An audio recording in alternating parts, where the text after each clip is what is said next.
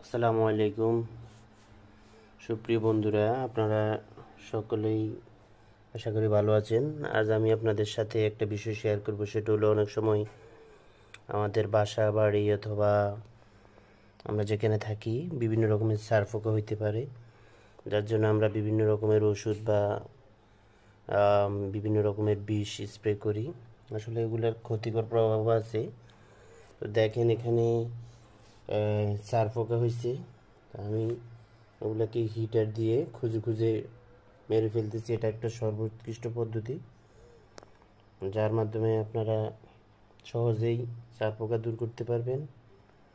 তো এই ব্যাপারটা আমি আপনাদের সাথে শেয়ার করলাম। হ্যাঁ, সবাই ভালো থাকবেন।